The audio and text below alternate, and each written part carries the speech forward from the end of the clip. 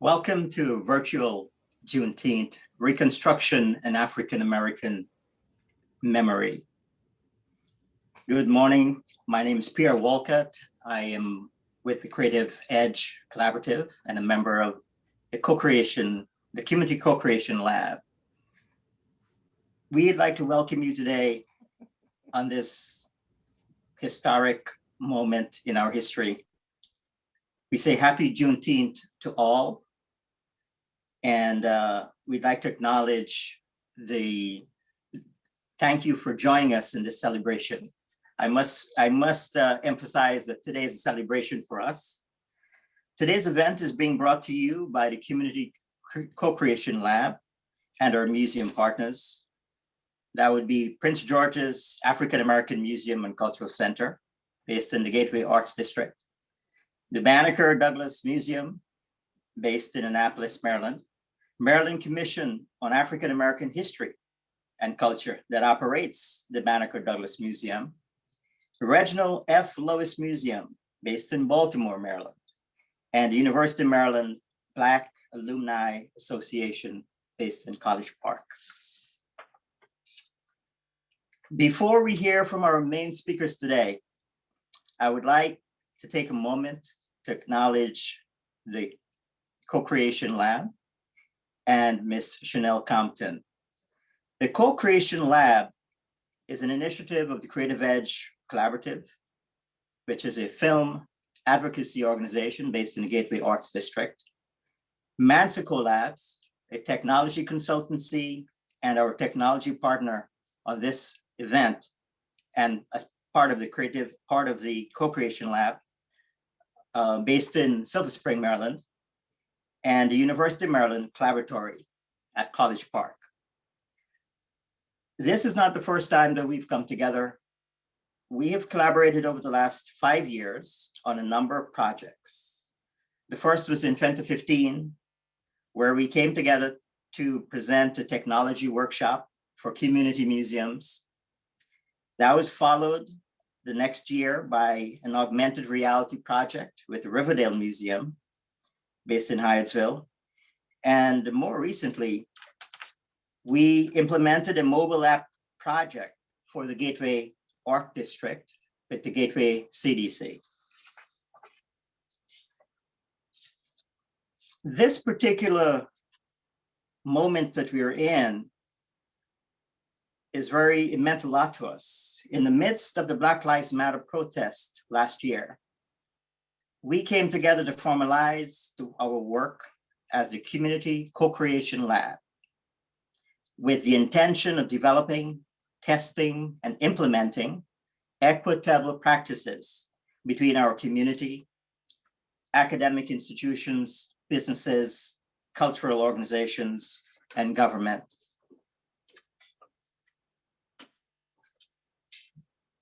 I would like to transition to Chanel Compton. This project would not have taken life without her vision, her energy, and the team that is behind her.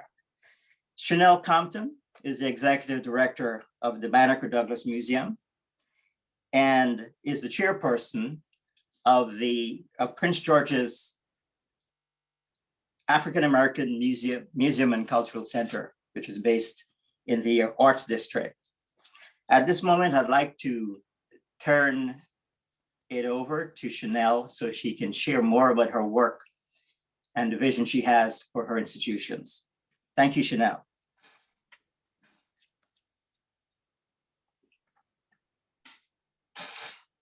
Well, thank you, Pierre, and thank you to the wonderful team of the MCAAHC CoLab organization for your partnership and for your vision and for your goodwill.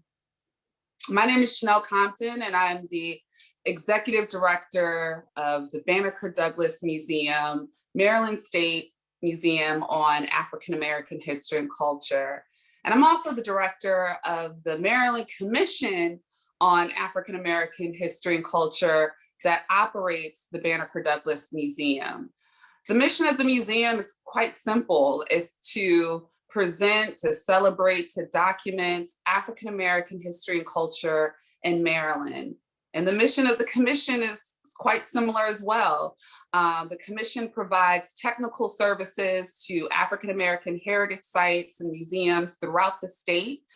The commission is the Maryland Commission on African-American History and Culture, is a national model of social change. Not only is it the only African-American state commission to operate a state's museum, but is the only African-American commission to operate a state capital grant to serve and to provide resources to African-American heritage sites throughout the state of Maryland.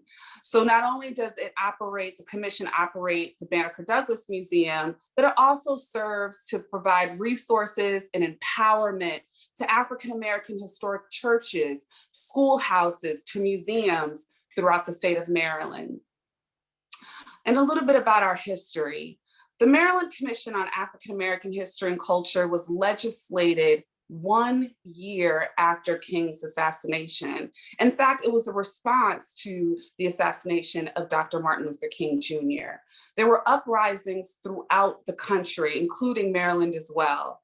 And our founder, Senator Verda Freeman Welcome. She was the state's first state African-American woman senator. Her vision was to create a commission to authentically preserve and document and celebrate Black history and culture in the state of Maryland. And why? The vision was quite simple, because how can you really hate someone if you know their history and culture? And how can you feel disempowered if you know of the shoulders in what you stand on? Today, not only is the commission operating the Banneker-Douglass Museum, and today, not only is the Banneker-Douglass Museum a repository for Black history, but the Banneker-Douglass Museum is a platform for social change and racial equity. So come and visit us soon. I want to give a thank you to our partners in social change and social justice, the MCAAHC Collab organization, the Prince George's African American Museum and Cultural Center, the Reginald F. Lewis Museum under the great and visionary leadership of Terry Freedmen, the Maryland Black Alumni Association, the University of Maryland Black Alumni Association, and of course, the Maryland Commission on African American History and Culture. We are here today in collaboration, in joint spirit, to celebrate and more so honor and recognize those that were enslaved for generations, those that have resisted for generations, those who have survived for generations, for us to be here today. So let's pay it forward, educate each other, support one another, celebrate and preserve Black history fiercely like you haven't done so before. And when you can, visit your African American museum local to your community. Visit and support the Reginald F. Lewis Museum. Visit and support the Banneker-Douglass Museum in your state capital, Annapolis, Maryland. And of course, visit and support the Prince George's African American Museum that's doing a wonderful job preserving the legacy of Black mobility in Prince George's County. Thank you all for being here today, and happy Juneteenth. I'm going to kick it over to my brother in social change, Quentin. Thank you very much for that wonderful and just inspiring, those were some inspiring remarks, Chanel. My name is Quint Gregory, and I'm the director of the Michelle Smith Collaboratory at the University of Maryland. And good morning, everyone, and happy Juneteenth. This is, as Pierre already noted, as people are saying in the chat, this is a celebration. This is a day long in the making that so many people have worked towards to see it as a national holiday. Observed yesterday, but today is the actual day.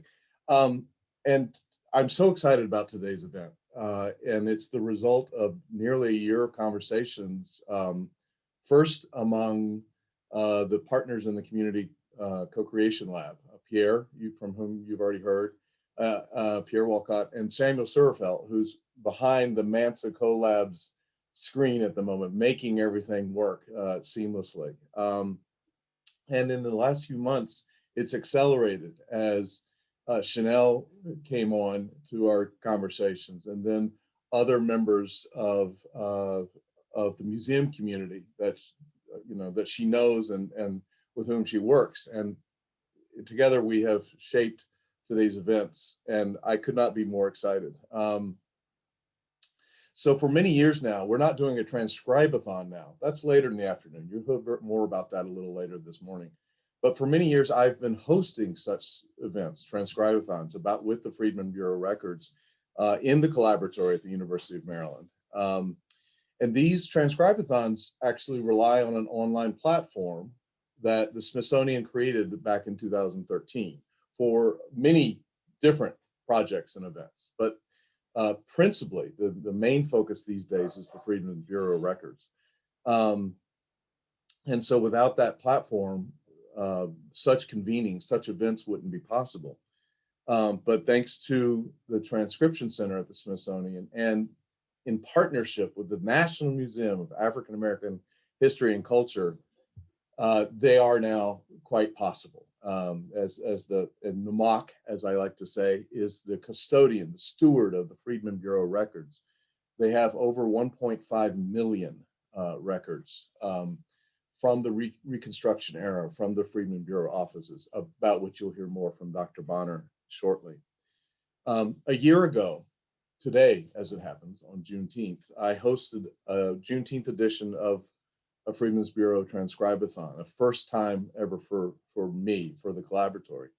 And I did that as intentional counter-programming to what earlier that week, a year ago, had been a planned political rally in Tulsa. I'm sure you all may remember that. And I was outraged, and I wasn't sure what I could do, but I thought, this is something I can do. It seems like a small act of defiance to all of that outrageous ignorance and racist dog whistling, but I wanted to do something. And there were others on the campus who echoed and responded to that as well. I could not have known then that I and others were engaging in pen activism every time we transcribed records. But Gabriel Greaves, the young man I have the pleasure of introducing now, and who will MC today's event, turned all of us during the months of planning onto this very powerful concept. Gabriel is a teacher, activist, and educator, and he's responsible for programs and partnerships, and he's the partnerships coordinator at the Prince George's African American Museum and Cultural Center. He also is a research fellow, I believe, for the National Council of Elders. I know I speak for my partners in the Community Co-Creation Lab in affirming our delight in working with Gabriel over the past few months and being inspired by his deeply thoughtful framing of how the act of transcribing records of the past connects to our present and can augur a more hopeful future. It is my deep pleasure to turn to Gabriel now, who will introduce today's speaker, Dr. Christopher Bonner. I'll see you all again later this morning, but for now, please join me in welcoming Gabriel Greaves. Thank you so much, good sir. I'm glad that everyone is here today on this Juneteenth. We're going to have an amazing time. And as was previously stated, it is critical for us to be here this morning. It is critical for us to come together and remember the stories of each and every one of our ancestors. So thank you so much again for everyone that has shown up today. Before going into the presentation, I want to give you some more information on what you're about to encounter with Dr. Christopher Bonner. Dr. Christopher Bonner specializes in African-American history and the 19th century United States. He published his first book, Remaking the Republic, Black Politics, and the Creation of American Citizenship in March 2020, which explores Black activists' efforts to secure legal rights through the vague but powerful concept of citizenship. He also published a work in the collection New Perspectives on the Black intellectual tradition and at Black Perspectives, the blog for the African American Intellectual History Society. Professor Bonner teaches courses of covering African American politics, and culture, slavery and emancipation in the Atlantic world, the transformations of the United States during the 19th century, and race and ethnicity in early America. He's originally from the Chesapeake, Virginia, but he earned his bachelor's from Howard University and a PhD from Yale University. I could go on saying so many more amazing things with the work he's doing, but for now, I hope that you come ready to hear the wisdom he's going to offer us when it comes to what you're going to encounter today and why Juneteenth and the stories of our ancestors is bigger than we realize. Dr. Bronner, take it away for us, please, would you? Yeah, thank you, Gabriel. That's incredible. A really warm welcome. I guess I'll say first, just quickly, thanks to everyone else, the folks that you've seen, Pierre, Janelle, Quint, Gabriel, for putting this together, and also the many folks behind the scenes who have made this this event possible. I'm really happy to be here today. And just to pick up on the thread that's coming through here, I like the idea of this as a celebration, and a celebration through, I hope, at least in my contribution here, an understanding of the complexity of the past. So this morning, what I want to do is offer a little bit of background in order to give you a sense of some of the things that you might find when you go looking into Freedmen's Bureau records, when you're in there in the process of the Transcribe-a-thon this afternoon. And what I'd like to do now is to share my screen. So there are a couple of big questions. There are three big questions that are going to organize my comments to get us started today. And then we'll be able to talk a little bit further about some other things. And I'll be able to talk about in conversation with Gabriel. I'm looking forward to that as well. But you'll see here the three broad questions that are framing this. So first, how did African Americans define freedom? Second, how did freed people in the South relate to the US government? And finally, when we think about the texts, the stuff that you'll see, what can documents related to the Bureau reveal about the organization, the Freedmen's Bureau itself, and about the history of Reconstruction more broadly? My hope is that you'll leave here today with a sense of, or you'll leave here this morning with a sense of the history of freedom after the Civil War, and also a sense of some of the stories, or some stories that can reveal what freedom might have felt like for Black people. Here we go. The United States changed dramatically in the Civil War era. The landscape changed, the structures of buildings changed, the lives of human beings changed.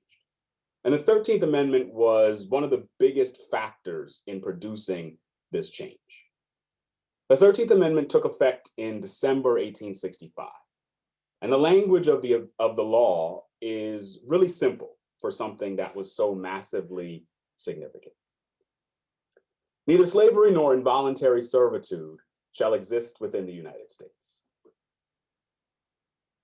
This was such a radical change because slavery had been central to the American economy, North and South, and because slavery was central to the Southern way of life. So when the 13th Amendment abolished slavery, it forced people to reorganize society. What you might notice here, well, there are a few omissions here from the amendment, but one of the things you might notice from what's here is that the law doesn't say anything about rights or about opportunities. The law doesn't say anything about what exactly people's lives will look like once they are no longer enslaved. So what would the South look like? 4 million Black people had been enslaved before the Civil War, and now they were freed. What exactly would that mean? What would freedom mean in the lives of formerly enslaved people? One of the things that's powerful about this period, and I think Quint and Gabriel are particularly, or we've talked about this in particular, the texts that we have, the voices, the sources from the past that illuminate this history for us. We're fortunate to have voices of some formerly enslaved people who tell us what they wanted. Jordan Anderson is one of those people. Anderson shows us that African Americans defined freedom based on things that they had been denied in slavery. They were building a robust vision of freedom based on their own experiences. Anderson had been born into slavery in Tennessee in the 1820s. And in 1864, He and his family made it to the US Army in that state. They received freedom papers, and then they moved to Ohio. After the war, Anderson's former owner sent him a letter. And in this letter, the former owner asked Jordan to come back. The owner, the former slave owner, was his name P.H. Anderson. He was a colonel in the rebel army. And P.H. Anderson essentially says, Jordan, everything is a mess down here in Big Spring, Tennessee, and I really could use your help. Jordan got this letter and sent a response to his former owner. August 7th, 1865. To my old master, Colonel P.H. Anderson, Big Spring, Tennessee. Sir, I got your letter and was glad to find that you had not forgotten Jordan and that you wanted me to come back and live with you again, promising to do better for me than anybody else can. I've often felt uneasy about you. I thought the Yankees would have hung you long before this for harboring Rebs they found at your house. Although you shot at me twice before I left you, I did not want to hear of your being hurt, and I'm glad you're still living. So you might be able to get a sense here of like the sense of humor that Anderson is conveying here. And I think that's interesting, that he can sort of laugh a little bit about what happened in slavery. And it's probably a bit easier for him to do that because it's a former slave owner, because Anderson is now free. He writes the letter, Jordan Anderson writes the letter as though he's saying to P.H. Anderson, if you meet these conditions, I'll consider coming back. But once he gets into actually listing the conditions, his demands and his concerns, I think it becomes pretty clear that Jordan Anderson has no real interest in going back to the South. And so what I think this letter is really showing us is it's offering us a window onto Anderson's vision of freedom. He's telling P.H. Anderson all the things that he values about his new life. So Anderson wrote, I want to know particularly what the good chance is you propose to give me. I'm doing tolerably well here. I get $25 a month with victuals and clothing. I have a comfortable home for Mandy. The folks call her Mrs. Anderson. And the children, Millie, Jane, and Grundy, go to school and are learning well. Getting paid for work allowed freed people to take care of themselves. Anderson was somewhat independent in Ohio. And the family, his wife and children, they could make choices about when they would work, when they would relax. And there's another little detail here that stands out to me. The folks call her Mrs. Anderson. This might seem minor, but it's a sign of respect. Mandy Anderson had previously been treated as property. Legally, she had been property. But now she is legally free. She's a person who was addressed with dignity. Another thing you can see in this letter is that it was important to Jordan Anderson to be with his family. Slavery made Black families vulnerable because of the persistent threat of sale. And one of the things that I love about this photograph from 1862 is, well, so there are many things I love about it. Two that I'll point out is the sort of complexity of the family arrangement, and the description of the photo suggests that it's 5 different generations. But you see sort of the ways that Black folks made family and remade family beyond traditional ideas of like a nuclear family of husband, wife, and children. One of the other things that I think is remarkable about this is just the fact that this family was able to stick together or to be together in this moment in 1862. Slavery made that incredibly difficult. Emancipation, though, emancipation allowed former slaves to find lost family members, and it allowed them to hold on to the people who they were with. So in freedom, the Andersons had their family. They also had status, and they had opportunities for education, Jordan was hinting at, and I'll talk more about education in a bit. Money was also critical in Anderson's writing and Anderson's vision of freedom. Free people knew that slave owners had robbed them of their wages for decades. Mandy says she would be afraid to go back without some proof that you were disposed to treat us justly and kindly. And we have concluded to test your sincerity by asking you to send us our wages for the time we served you. I served you faithfully for 32 years and Mandy 20 years. At $25 a month for me and $2 a week for Mandy, our earnings would amount to $11,680. Please send the money by Adams Express in care of V. Winters, Esquire, Dayton, Ohio. You might be able to imagine how shocking, how upsetting it would have been for a former slave owner to read these words. And I think you can also get a sense here, maybe a little bit of what Quint mentioned and what Gregory has talked about. Gabriel has talked about this concept of pen activism, the fact that writing could be a protest. What Anderson is saying here is, you owe me money. You stole from me by enslaving me. Anderson was identifying the injustice at the heart of slavery. As he ended the letter, Anderson took a turn to recognize one of the other central horrors of enslavement. In answering this letter, please state if there would be any safety for my Millie and Jane, who are now grown up and both good-looking girls. You know how it was with poor Matilda and Catherine. I would rather stay here and starve and die if it come to it than have my girls brought to shame by the violence and wickedness of their young masters. Sexual violence was part of slavery. And Jordan Anderson was saying that a key part of freedom to him, one of the things that he and his family valued about their new lives, was that they had rights to their own bodies. They were able to defend themselves, protect their human form in a way that they would not have been able to under slavery.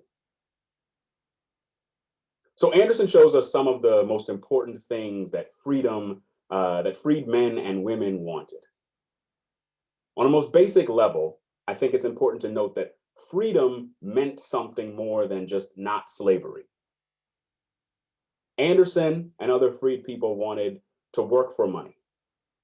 They wanted opportunities for education. They wanted to be respected. And they wanted to be safe from racial violence. They wanted to control and feel safe in their bodies. This was a complex vision of freedom. It's a vision or a letter that outlines the hopes that African Americans harbored. And I think when we see this, when we see what Jordan Anderson wrote, we should think about other questions. Most fundamentally, how are Black folks going to get what they wanted out of freedom? In the 1860s and 1870s, many African Americans looked to the government for support. Their hope was that US officials would help them build new lives and help them realize their own, help Black people realize their own visions of freedom. Part of the reason why they were so optimistic about this was that the federal government had expanded massively in order to fight the Civil War. And also the process of emancipation showed that the government could play an active role in Black people's lives, that the government could be a force for good for African Americans. Black folks had connected with US officials in order to seek their freedom. And so they hoped that that relationship could continue. The Freedmen's Bureau was designed to provide government assistance after the Civil War. Congress established the Bureau in 1865, and its full title is important. The Bureau, the formal title of the organization was the Bureau of Refugees, Freedmen, and Abandoned Lands. In the South, the landscape was devastated. The economy had collapsed in many ways during the Civil War. There were a lot of poor people, a lot of homeless people, a lot of people out of work.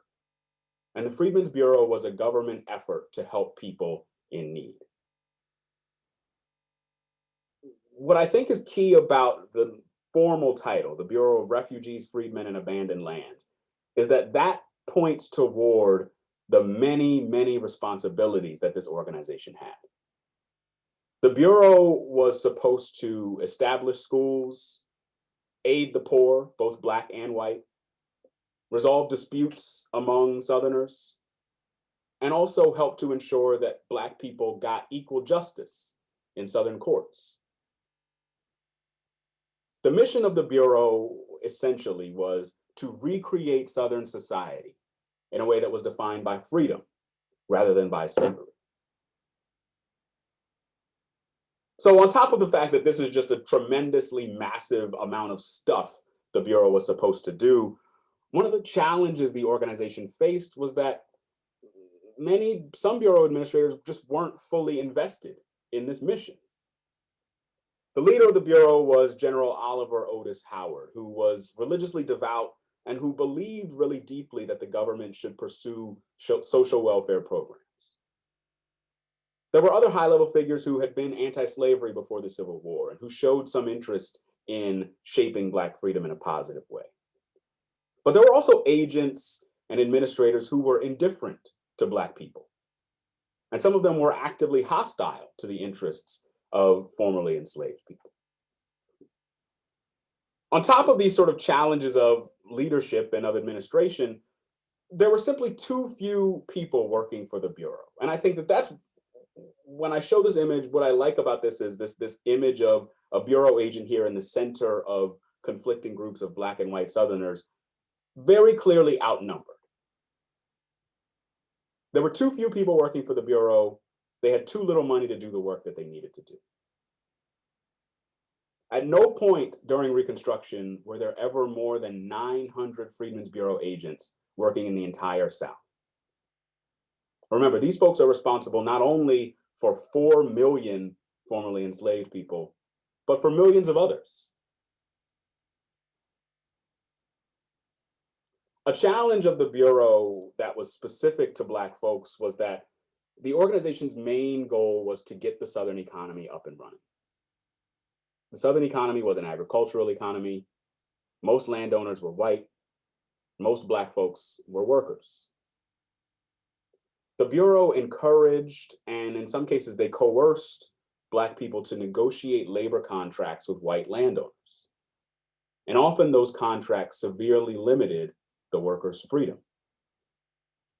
One contract from a wheat plantation in Alabama in 1865 had conditions including this provision that the workers were to remain on the plantation and that they had to behave themselves well and be controlled, be disciplined by the landowner.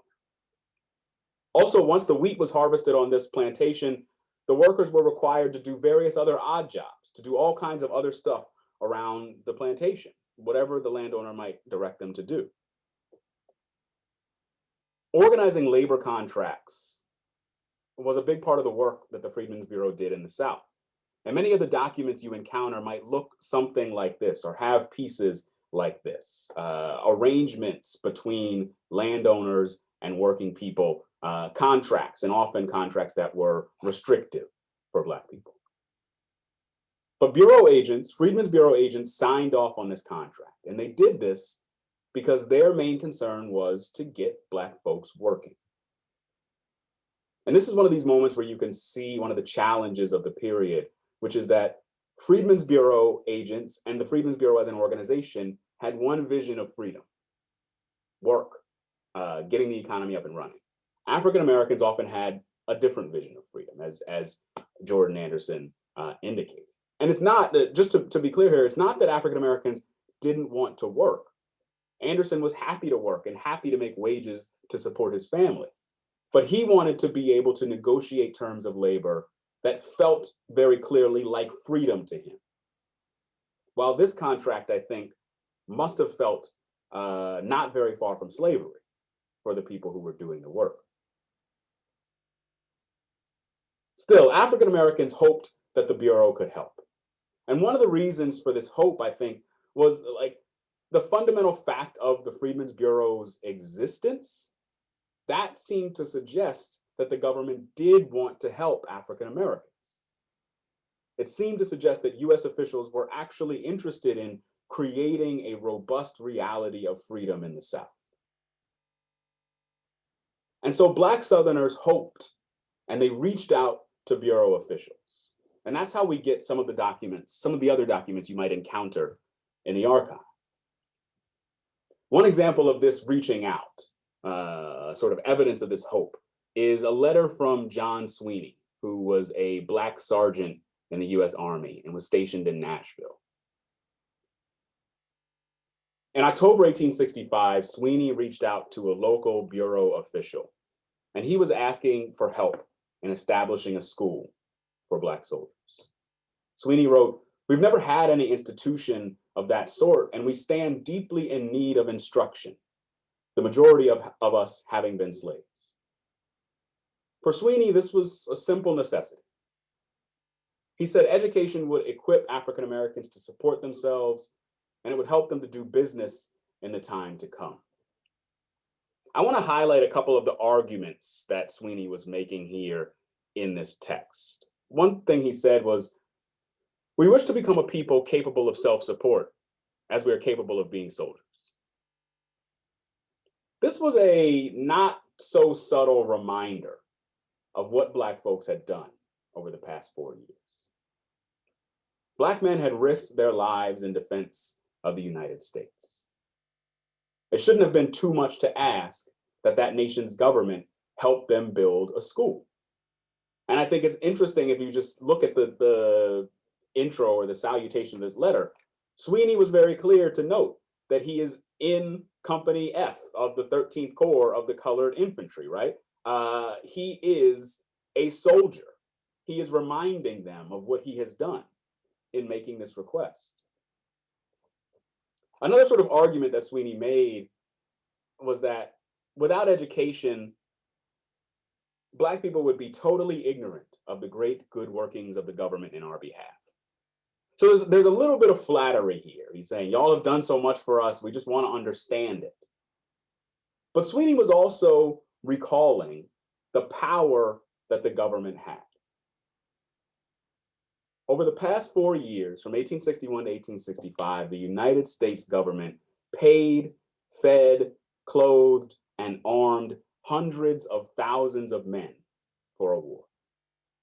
Again, given that fact, it shouldn't be too much to ask that they could contribute resources to establish a school for Black folks in Nashville. During the war, the government showed that it had the resources to shape American people's lives, and Sweeney was pulling this evidence from the war to say that the same government should help shape Black freedom. So this letter was insisting on a vision of freedom, and it was making, I think, subtle but forceful arguments that the US government should help to fulfill that vision. Education was critical to formerly enslaved people. And this was actually the area where the Freedmen's Bureau had its greatest accomplishments. During Reconstruction, the Bureau helped to establish around 3,000 schools in the South. And 150,000 freed people were educated in those schools. Agents of the Freedmen's Bureau also helped to create Howard University, one of the nation's first colleges designed for Black education, which was established in 1867. And in addition to the Bureau's work, Black people did a lot of work for themselves, for their own education. In 1860, only about 10% of Black people, Black Southerners, were literate. But by 1900, that number was 70%. And one detail that I really like about this, another statistic, is that Black Southerners spent more than $1 million of their own money on education between 1865 and 1870. And what's so remarkable about that statistic is that these were folks who legally had no money in 1865.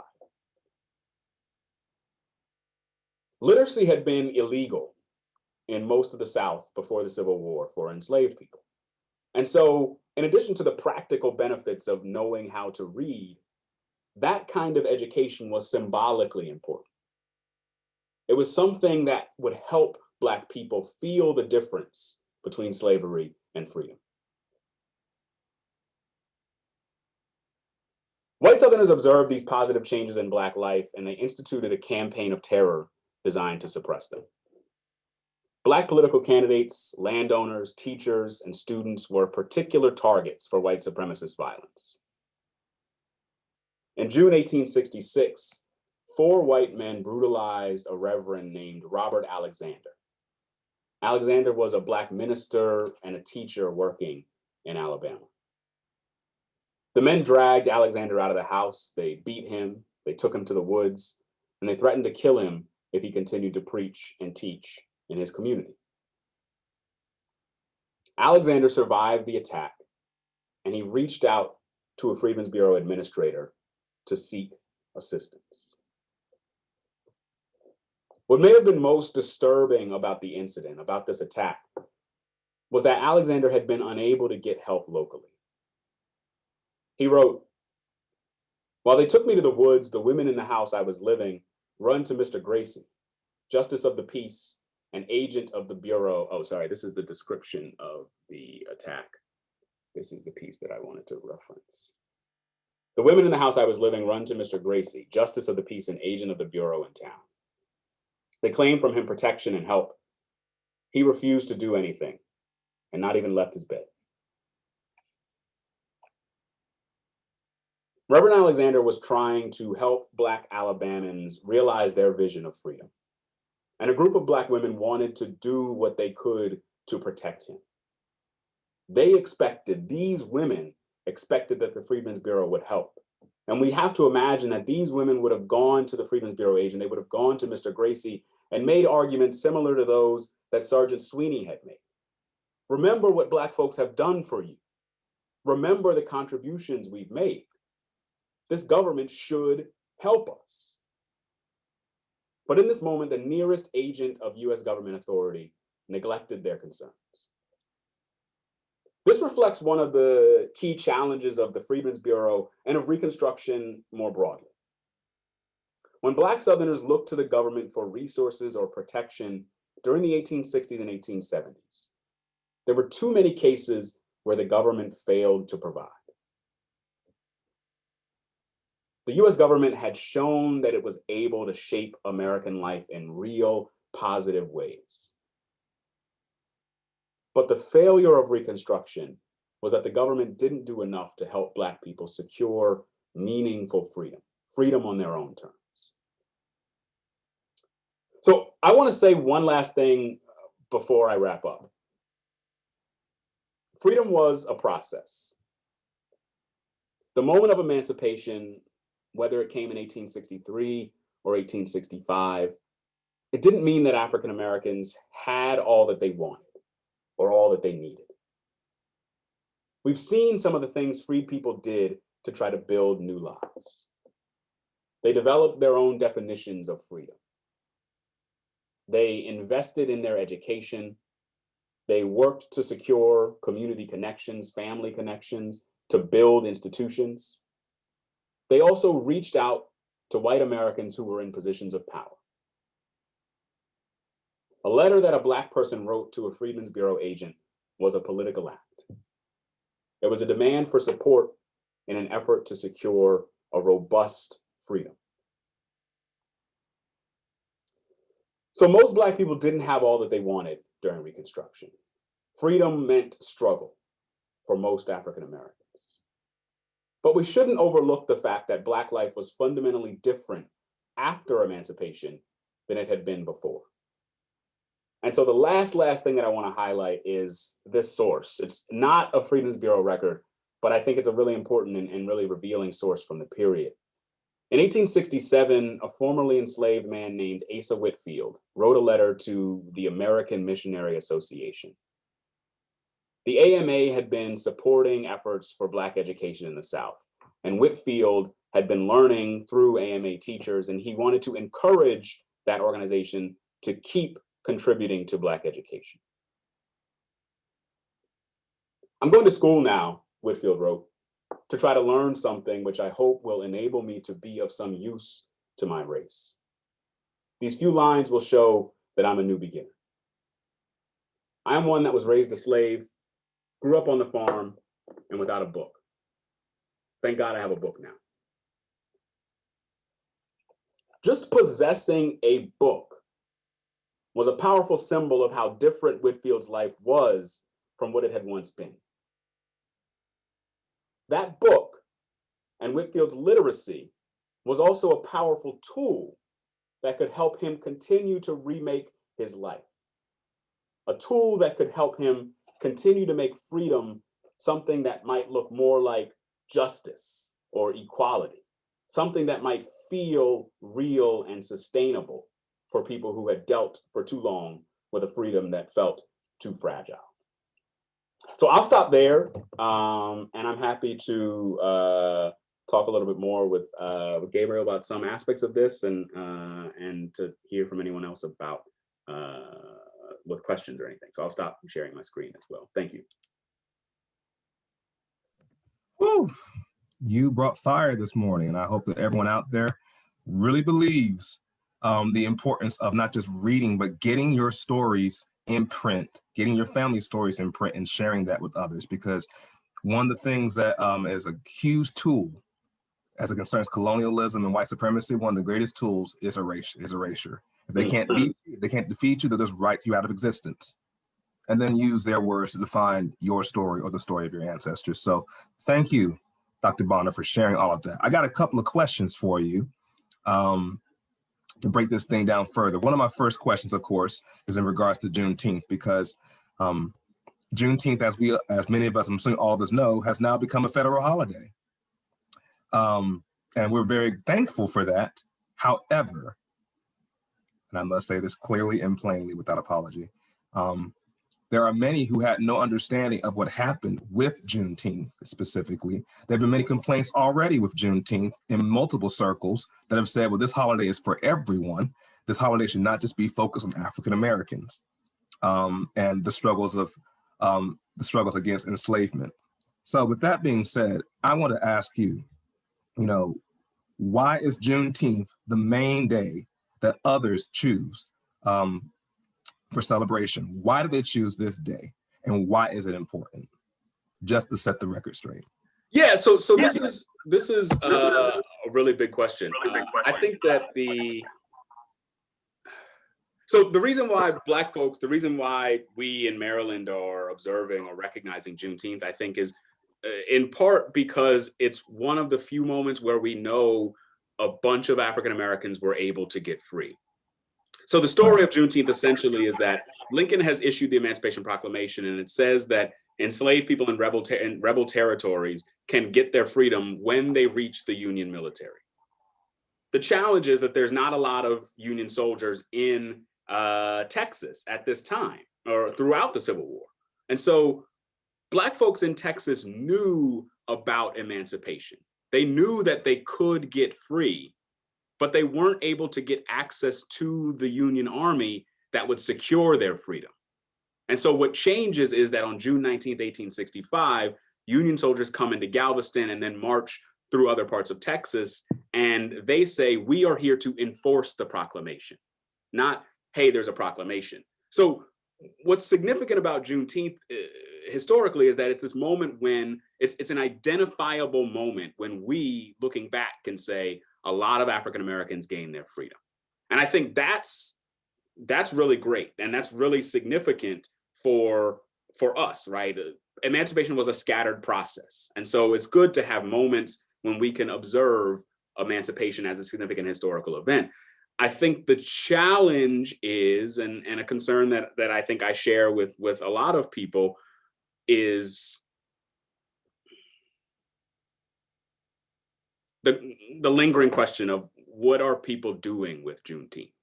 What does it mean to give America, to give the United States as a whole a day off? Juneteenth. So this is a little glib, but I saw a tweet that I thought was relevant here. That was saying that for essentially for years, for decades, Juneteenth has been a day for Black folks to celebrate freedom. And in 5 years, they can envision Juneteenth, get 10% off all mattresses. It's a day that has long had a really profound historic significance to Black people, and has been a day that, like today, Black folks have taken to do valuable and substantive political work, like looking into these archives, like transcribing Freedmen's Bureau records. There is a real, I have a concern that the historical significance of Juneteenth and the political significance of Juneteenth might be lost under a feeling of this is another summer holiday. And so I think that I'm happy that it's being recognized. I think it's really important that the United States thinks about what Black folks have done with this holiday and tries to do something like that would make it a really meaningful day. Thank you for answering that question very directly and very profoundly as well. I have another question here. This individual said, I was born at Freedmen's Hospital in DC in 1956, which I now understand is Howard University Hospital. My mother has passed, so I can't discuss her experience with her, but I want to know how I can find more information about the healthcare in that institution during that time and any other information. Are there archives on HUH's campus? Thank you. So I don't know specifically about whether there are hospital archives. I suspect there could be. I know that there are archives at Howard, and I wonder if those archives might have been rolled over into some of what's held at Howard at Founders Library. Moreland Spingarn Library is the sort of place, the repository for a lot of primary records related to the university and related to other aspects of Black life in the area and more broadly. So that would be my first suggestion of where to check. And they might know more about whether there's archival stuff about or from the hospital specifically. I suspect that this is going to be, I think that the hospital has been sold to a local hospital group. And so it might be a good time to try to look into some of those archives.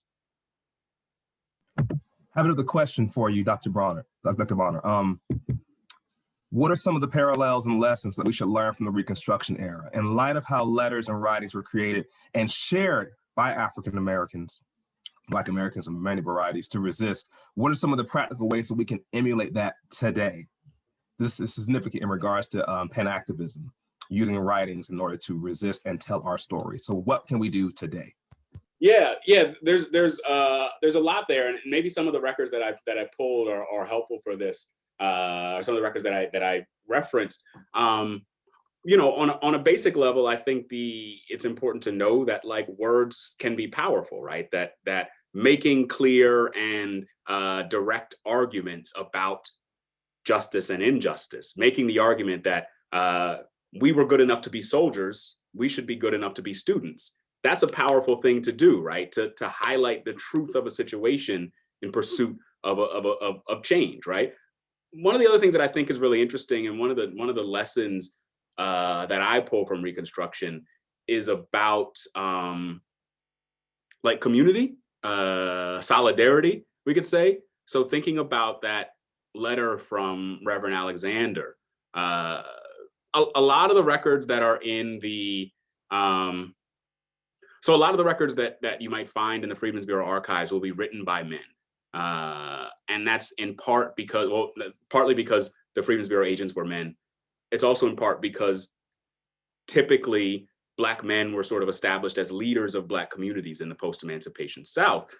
But what I think is so compelling about that letter from Reverend Alexander is that there's this group of Black women who go to the Freedmen's Bureau agent to try to get help for him when Alexander might be brutally murdered by this group of white Southerners, right? And so one thing you can see there is just like how we might be able to locate Black women in these archives, even if they're not necessarily the writers of the texts. The other thing that you can see there is that this is a moment of deep, deep peril for the Reverend. And there's a group of Black women who are taking a chance to go and try to get help. They are taking a risk by doing that. They are potentially subjecting themselves to horrific violence, but that's a choice that they're making. And so the texts show us that Black folks stuck together and that they worked together to try to defend themselves and to, you know, change the circumstances of their lives. And I think that's a really really important part of what we can see in this in the archive. That's critical. And I'm glad you mentioned that, by the way. I got another question for you following up with that. Do you feel that Juneteenth can be celebrated through the process of learning your genealogy? What do you feel about that? Yeah, so I think that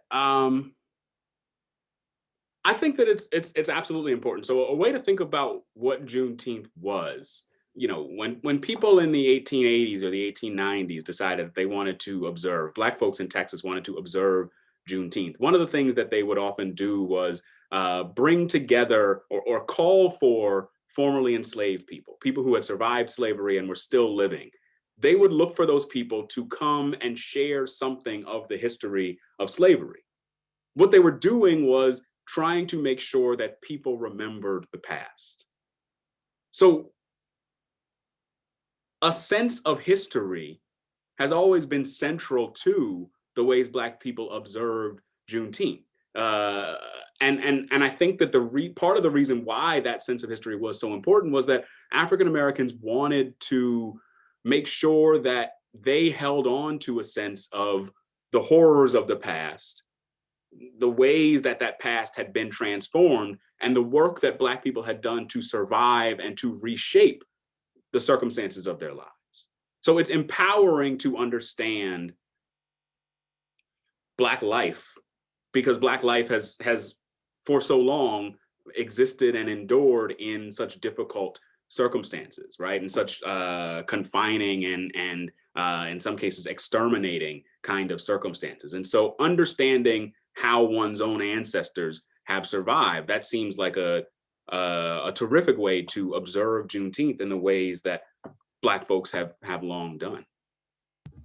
That's crucial to remember. I'm so thankful for you bringing it up, because that makes it a crucial point of engagement for others that may want to be involved in the front lines of active civic activism, but they don't know the importance of talking to their elders. Mm-hmm. And I like the proverb that I've heard somewhere. It says that whenever an elder dies, you lose an entire library. Mm-hmm.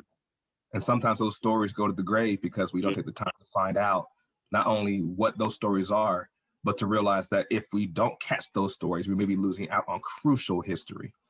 So thank you for that. I got one more question. What are some of the tactics, beginning with Reconstruction, what were some of the tactics used to delay reparations? And that'll be the last question we have before we transition. The biggest, so I think the biggest way to think about that is,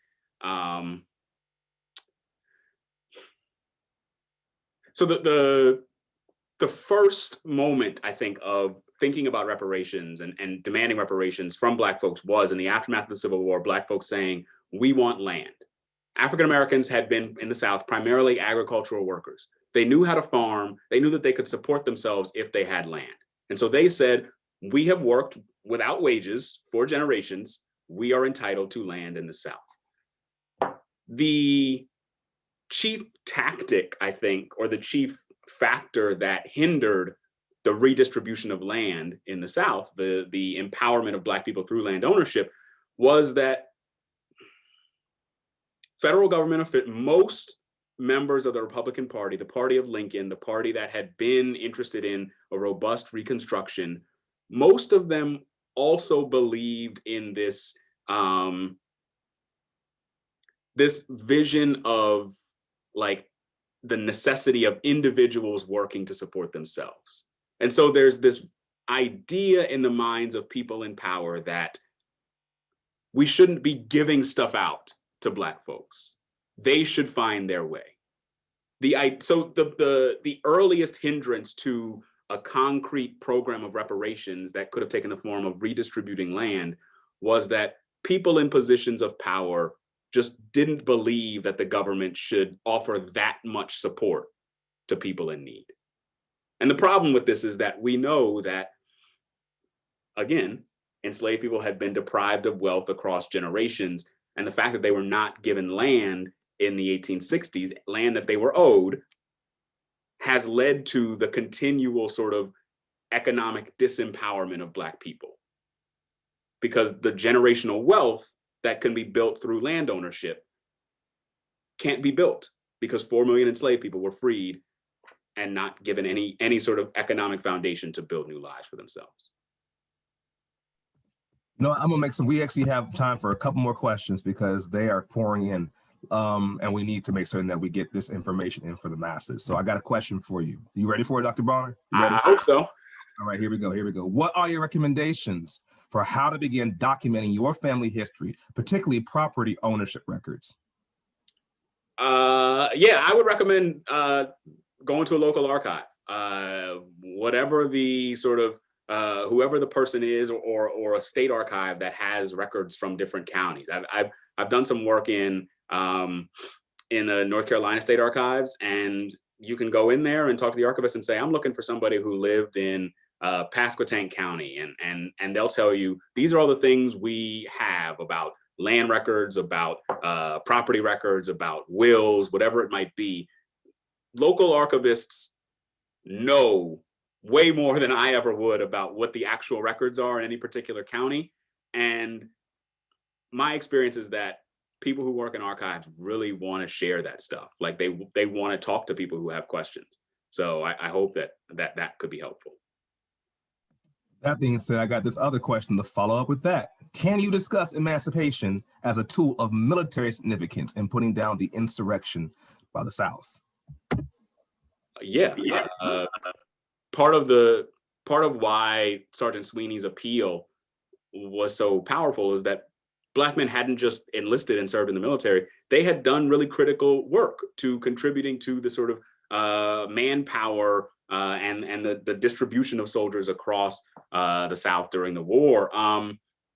So I don't know, one of the things that I'm thinking about is that was an argument that Black activists made in the early stages of the war to try to encourage Lincoln and other US officials to allow Black men to enlist. Douglass in 1861 and 1862, the federal government was not taking in Black troops in the first 2 years of the war. And Douglass said, essentially, Lincoln, you're being stupid. You're fighting the war with one hand tied behind your back. And so Douglass recognized that there were Black folks who were willing to fight. Black men and Black women, when they made it to the US military lines, when they arrived there, what happened essentially was that they were taken in by US troops and they were put to work. And so even before Black men were allowed to bear arms and march into battle, which they did in significant numbers, I think something like 180,000 Black soldiers fought in the US Army and Navy. Even before they were able to do that, Black men were digging ditches. Black men were carting and loading things. Black men were digging graves. Black men were doing, like a war requires a lot of work. Black men were doing a lot of that physical labor. Black women were cooking. Black women were doing laundry. Black women were mending clothing. Black women might play roles in medical tents, right?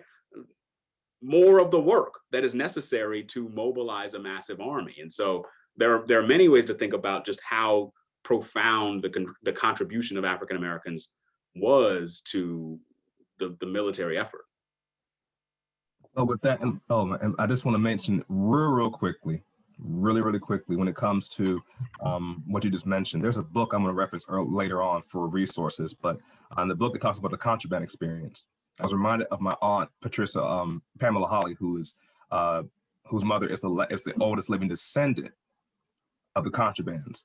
And she mentioned specifically how the women get written out of the narrative when it comes to how they were not just contributors to the war effort, but crucial in making certain that it would get done, that it would go well. And because of the patriarchal dynamics that happened and the racism, their voices were suppressed. So you just mentioned a huge gem with every single thing you outlined. I got another question though coming in. I got one question here that says, you sharing was very powerful of the letter written by the former slave in 1866. It seems easy to understand how reparations would have worked in 1865, but most Americans are confused as to what it might look like now. So how would this look practically, reparations? So, Can we go there? So there are a lot of ways. I'll again try to keep this in grounded in some of the things we talked about today, right? But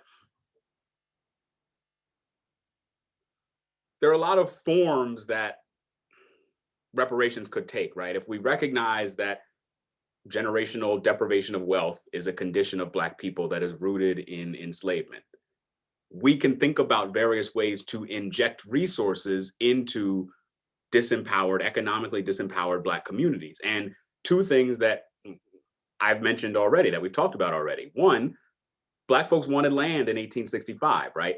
That's not what most Americans think of when they think about reparations, and they have this vision of like cutting a check and distributing it to every Black person, right? So thinking about things that will mean investments in Black communities. Another is Sergeant Sweeney saying, hey, we want a school. Investing in education in Black communities where folks have been neglected. So, and I'm not saying this to say like, I don't think folks should get a check, right? If that's what is decided, cut the checks. But there are various ways that the US government can and should invest in Black communities.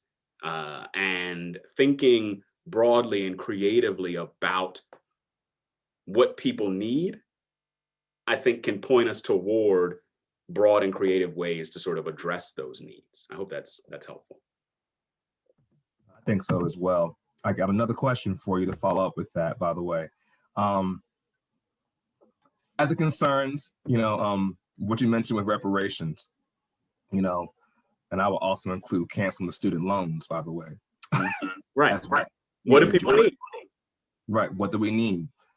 Even as it concerns historical reparations, in the sense of teaching in the school systems the history as it was, as opposed to censoring and illegally violating the Constitution, since we have that attack happening on multiple levels, so just call it what it is. Discussing Black history, discussing the different holidays that we have is also critical. And I have a question that deals exactly with that. From Arthur K. Sutler, African Episcopal Church of St. Thomas, Philadelphia, Pennsylvania. How does Juneteenth relate to earlier Black freedom celebrations like January 1st, the abolition of the transatlantic slave trade in 1808, July 5th, endorsed by Freedom's Journal as an alternative Independence Day celebration, or August 1st, 1834, British emancipation in the West Indies? Yeah, Juneteenth fits very neatly within a sort of collection of Black celebrations of emancipation, and it fits in. And so one of the things that I think is most interesting about how Juneteenth fits in with these other things is that Black emancipation days, to my knowledge, have always been days to celebrate and also to agitate, to try to protest and challenge the circumstances, the sort of injustices of Black life. And so thinking about British emancipation in the West Indies, right? August 1st, there's a great book by, it's called The Rights of August 1st. The historian is named Jeffrey Kerr Ritchie, Rights, R-I-T-E-S. And it's about Black abolitionists essentially celebrating British West Indian Emancipation Day on August 1st throughout the antebellum period. What they did was celebrate, yes, millions of Black folks are no longer enslaved in a part of the world. What they also did by celebrating British abolition in the United States was not so subtly criticize the United States for allowing slavery to continue. Every time you talk about another country's abolition policy, especially England, which the US had revolted against and claimed that they were tyrants, that makes the US look bad, essentially. And so that's the politics involved in that Emancipation Day celebration. It's the same way that, so New Yorkers, in some cases actually, so a lot of Black folks did celebrate July 5th as an alternative, but Black New Yorkers also celebrated July 4th because July 4th, 1827 was the day that New York's state legislature finally abolished slavery in the state. And so they could adopt another sort of political thing. It's like, what they're celebrating on July 4th is the end of slavery. What they would say was real freedom, real independence. While what other New Yorkers were celebrating in celebrating US independence on July 4th, that was insufficient. And so there's always this sort of recognition of real change, but also agitation for further change. I have another question that came in just now to expand the conversation. Someone asked, can you speak to the pension movement by former enslaved people? Yeah, I could say a bit about this. I wish I have a couple grad students who are working in a lot of these records, but essentially, in the aftermath of the Civil War, the U.S. government was paying. I think this is what we're thinking about. The U.S. government was paying pensions and distributing resources to Black men who had been veterans and were wounded in combat, and also the widows of Black men who had fought and the families of Black men who had been injured. This is a really interesting phenomenon, in part because it can show you how a government could remain robustly engaged in shaping Black life in positive ways. It's also really interesting because I think the limitations of the pensions, I think, were emblematic of the broader limitations of Reconstruction. There was a lot of policing of whether pension applicants or applications were legitimate, whether Black people were actually truly entitled to these payments. There was a lot of restriction about who exactly and how exactly things could be paid. And so there were resources being distributed, there was payment being made, but it was on very narrow terms. And I think that reflects one of the sort of challenges of Reconstruction, is that the investment is not as robust as it should have been. Thank you so much again for taking it there for everyone. There are a couple other questions. However, we do have to consider the dynamics with time. Fortunately, anyone who wants to get their questions answered in further depth can continue to dialogue. Christopher, Dr. Bonner, you're going to have your PowerPoint available for anyone who emails you. Am I mistaken in that? Yeah, or I can share it with Pierre or anyone else who would like to distribute it. Yeah, absolutely. Okay, great. Because again, these questions are timely, and this should be a space where people get empowered to do their own research and to have the question not only answered, but to know that they can ask questions as well for others so that they're inspired to get involved in the work where they are. So again, thank you so much for taking the time to break things down as in depth as you could. We're going to go ahead and prepare ourselves for our transition. Just let you guys know, we're going to have a 5-minute transition before getting into some other things with this program today. So if you want to go ahead and take a water break, or for that matter, follow up on some of the discussion points that I have talked about, you can do that. And we're going to come back here again in 5 minutes. So appreciate you guys. And we're going to part 2. So, Dr. Bonner, thank you again so much.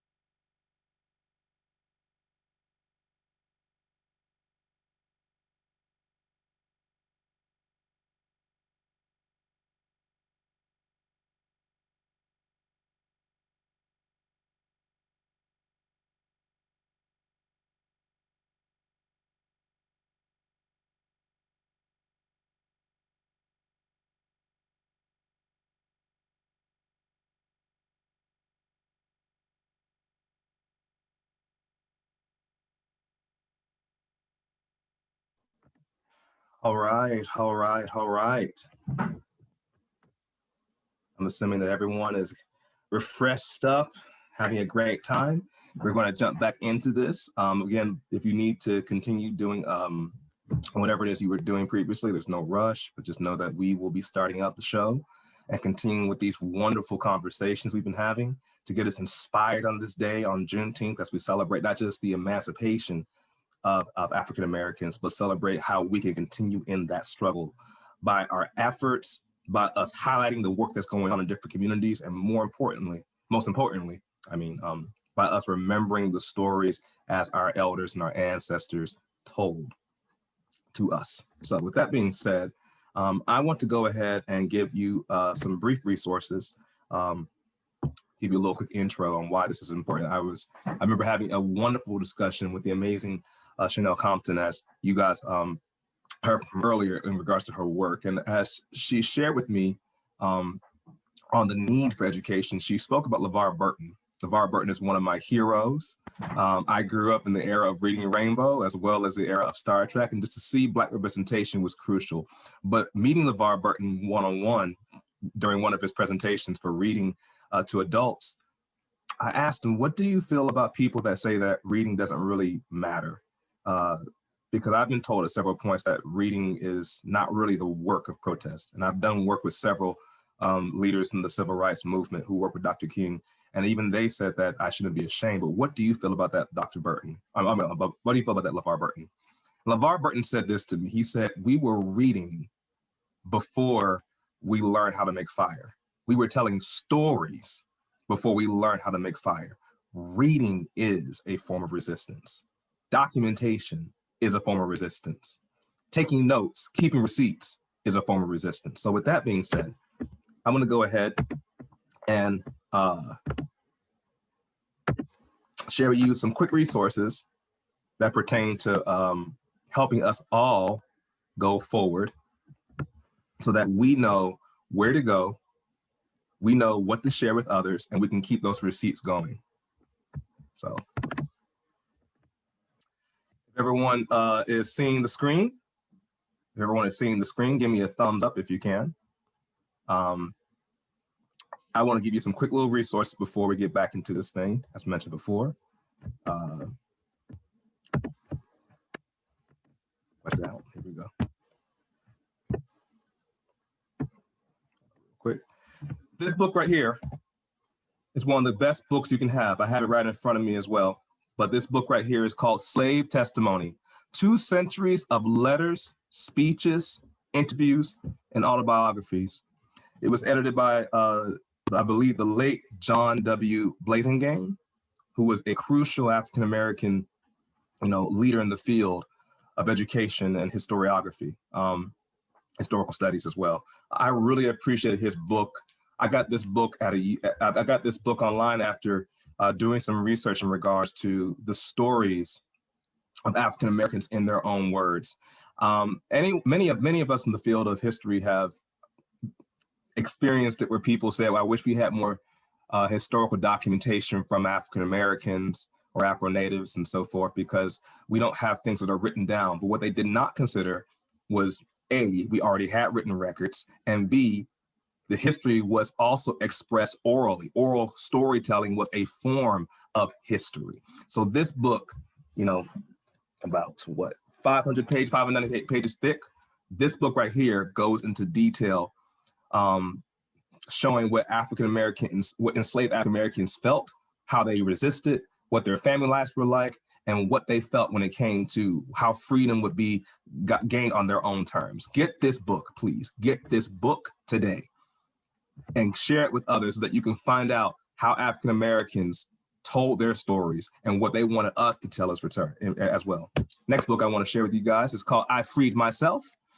One of the best books I can recommend in regards to how before the Emancipation Proclamation, African Americans took their freedoms in their own hands at several points, not just with dynamics like slave rebellions and resistance, but also in regards to joining with the war effort long before it was allowed. There were many African Americans who joined the Union, even when the Union was not in the mode of thinking that African Americans were their equals. And many of them, while they joined the Union, had to deal with prejudice from the North, as much they dealt with it in the South. So this book goes into extreme depth about what happened for African American soldiers and what it was like for their families as well. I Freed Myself, African American Self-Emancipation in the Civil War Era by David Williams. This book as well, a crucial book to read, called Forged in Battle, The Civil War Alliance, Black Soldiers and White Officers. This is one of the best books I can recommend when it comes to seeing what the experience was like for African American soldiers. Many are aware of how African American soldiers fought on behalf of the Union when it came to resisting enslavement, but they're not aware of how African American soldiers had to deal with a lot of prejudice from others in the Union as well. There were several cases that are well documented in this book that talk about how African American soldiers were accused of treason at higher rates than white soldiers. And in regards to documenting racial terrorism history, one form of that is considering how African American soldiers were executed far more than their white peers. So this is a crucial book to keep in mind when it comes to seeing how African American soldiers resisted during the war and after the war as well. Next book that I want you guys to keep in mind, Embattled Freedom, Journey Through the Civil War Slave Refugee Camps by Amy Murrell Taylor. This is a crucial read that I would recommend to everyone when it comes to the experience of the contraband.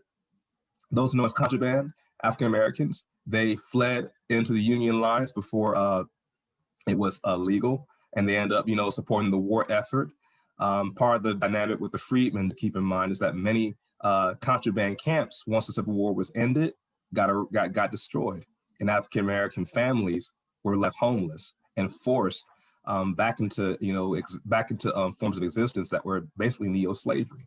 They complained about this, and the Freedmen's Bureau also represented for them as well, because again, when they got into the Union line, it was illegal at many points to make contraband camps. So this book goes into exceptional detail on what it was like for slave refugee camps, what it was like for them after the Civil War, and their complaints against Lincoln and the Union for not recognizing their efforts. Get this book if you get nothing else. This book as well, Runaway Slaves, Rebels on the Plantation, 1719 to 1860, really powerful read that deals specifically with the ways that African Americans took their freedom in their own hands, and they were not passive recipients. They were active in their resistance by any means necessary, whether it was letter writing or documentation or physical fighting back. This is a good book to read. The Slave's Cause, A History of Abolition by Manisha Shinha. This is a really crucial book to read as it concerns Black abolitionists, because it was not just white abolitionists that were fighting on behalf of the Black freedom struggle. There were Black African-American abolitionists as well, and they had a wide spectrum of engagement. Some were more radical as it concerns pushing not just for ending enslavement, but pushing for African-Americans to be seen as equals and to celebrate their ancestral heritage in Africa. They were a contrast to the abolitionists that said that freedom was enough and that they should assimilate. It's the crucial conversation that deals with Juneteenth, because Juneteenth celebrates not just the ending of slavery, it also celebrates the dignity of Black Americans and the strength of their ancestors prior to enslavement. So get this book if you get nothing else, The Slave's Cause, A History of Abolition. This is from a distant mentor of mine, Dr. William Katz, Breaking the Chains, African American Slave Resistance. This is crucial if you want to find out more on the ways that African Americans not only fought against enslavement, but they joined forces with indigenous communities as well, who were also battling forms of erasure. Dr. Katz was the leading figure in the world for the intersections of Black and Native American experiences. So I would highly recommend, if you want to see more of the nuances of how resistance looked, to check out his work. And I'll put a link into the chat for where you can find out more on that as well. Finally, this book right here, John Ernest, Liberation Historiography, African American Writers and the Challenge of History, 1794 to 1861. This book by Dr. John Ernest deals specifically with the reality of African American writers and how they use writing and literature as a form of protest, because their stories were not being told on their terms and in their words. It was mainly white individuals who were leading the way. So this is a crucial book to read. And also, finally, the last book we'll reference is by our own Dr. Christopher Bonner, Remaking the Republic, Black Politics and the Creation of American Citizenship. A very crucial read to consider in regards to some of the things you just heard from our panel discussion. So please consider getting these resources. Reading is resistance. And with that being said, we're going to get ready to go back into the Transcribe-a-thon. You can stay as little or as long as you like. Join us for as long or as little as you like to transcribe Freedmen's Bureau records in a community of volunteers, as Smithsonian Institution lovingly calls us, doing the work necessary to make stories crucial to our understanding of the Reconstruction years and to make it accessible to all. Let's keep this energy going, guys, anytime from 2 to 5, as you'll be learning up later. So that being said, let's go ahead and get into it. Is Quint here? I see you, Brother Quint. I see you. Yeah, I'm here. Cool. So you had some thoughts that you want to share. I'm going to let you take the floor and explain for a little bit on why what we're about to engage in is crucial. Would you mind sharing more about what the audience is going to be engaging in regarding this Transcribe-a-thon, the purpose of it, and the beauty of it? Please take it away.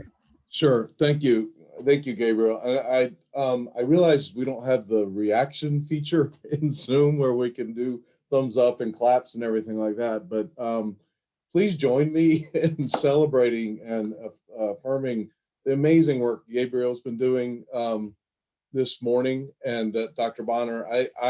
I was actually privately direct messaging Gabriel and saying, no, keep answering questions. He was going to wrap it up earlier. I said, they're amazing questions and it's an amazing discussion. So I don't know about the rest of you, but this has just been a really, really rich past hour. What I'm going to do now, as Gabriel mentioned, so as I mentioned at the beginning, the Transcribe-a-thon, and what I'm going to do is share my screen at this point. So let me do that.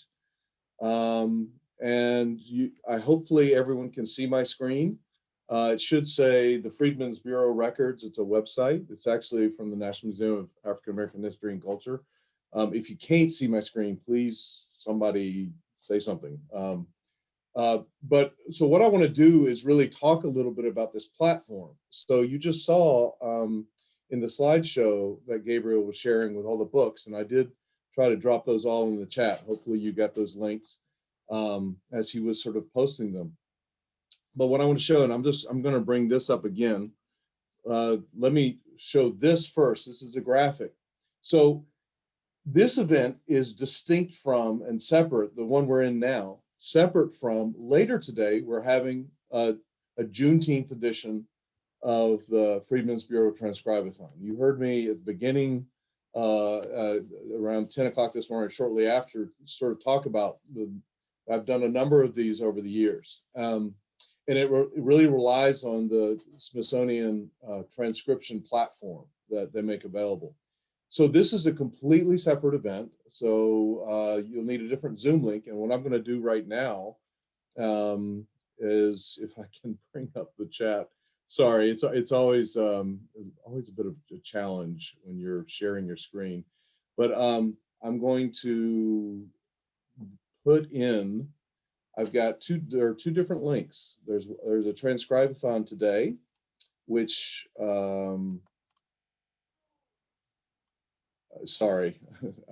which this link is for. Hopefully, yes, you just got it all. Okay, good. That's for later today from 2 to 5. You can join using that Zoom link. And let me stress, because you're probably looking at that and saying, oh my gosh, 3 hours. The whole point of a Transcribe-a-thon is you come when you want to come, stay for as little or as long as you want to come. Recognizing that it's Juneteenth and there are lots of different events, and you may already have a host of plans. I saw a great one from a friend of mine, Rebecca Kaufman, who's joining us. She mentioned the Greaves circle at 1 p.m. So you may be going to that and may not be able to join us today or stop in later. Please do. But given that, we're actually going to have another Transcribe-a-thon on Wednesday in the evening we had all discussed that it might be nice, because people might be having plans for this Juneteenth, that we might do a second Transcribe-a-thon. So I'm going to host another one. I'm going to put that link in right now as well. Okay. And let me finally, I realize that you're seeing like a Word document, which is just not fun at this point, but let me share this graphic with you as well, so you have it. Oh, I can't do that. Sorry, I cannot share that graphic. So what I'm going to do now is talk a little bit about the transcription platform and how a Transcribe-a-thon works. First of all, you don't actually need to be in a Transcribe-a-thon to transcribe. And what you're seeing now is as I said, the webpage from the National Museum of African American History and Culture, who are the stewards of the Freedmen Bureau records. Now, of course, the records existed from the time of their creation during the Reconstruction, as Dr. Bonner talked about and gave examples, really powerful examples of some letters that were written. Over the years, it's been part of the federal government, and these records were digitized, and I'm a little sketchy on these details, but these records were digitized, microfiche or microfilm, I think it was fiche, in the 90s, 80s, something like that. So they were put on film, and then they were actually scanned digitally. That would have happened in the early 2000s. And a portion of the material therein was transcribed or harvested, but it was only personal names. There was monies, and this I cannot remember. I want to say it's Family Research, but I'm not sure that's entirely right. But it was a genealogical search company that provided funds, and that they were specifically interested in Black families being able to look for ancestors, look in these records to try to make connections with their family. So personal names were made searchable, but only that, so that you could then say, oh, well, there's something about this person, and you can imagine in the record, you're not going to get neat, complete names necessarily, but you might get hits that are interesting to look at. So what that would do is point you then to a set of records that you then have to physically inspect. So there's still some labor involved, but it's at least getting you closer. Fast forward to 2015, I believe it was.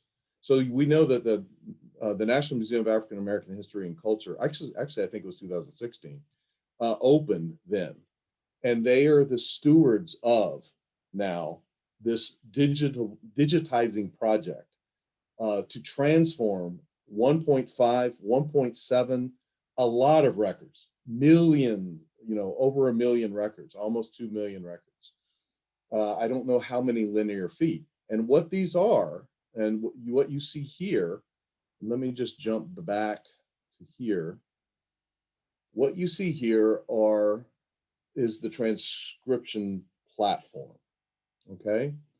When you go to the transcription.si.edu, and I'll throw this into the chat real quick for those who are interested in either following along or later doing this, you come to this. Now look and see, the first project they feature is the Freedmen's Bureau records.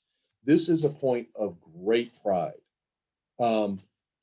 Since they launched in 2016, 25,000 volunteers have examined over 200,000 records, and they have transcribed those, with meaning using their eyes, discerning that sometimes hard to read penmanship,